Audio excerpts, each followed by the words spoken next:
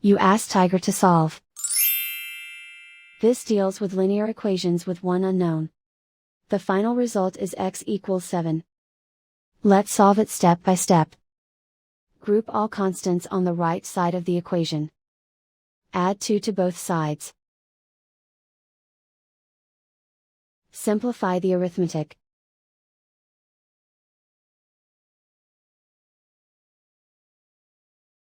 Isolate the x.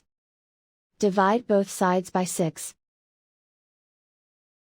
Simplify the fraction. Find the greatest common factor of the numerator and denominator.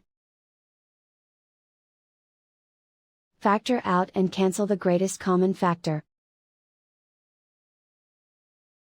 And so the final result is x equals 7.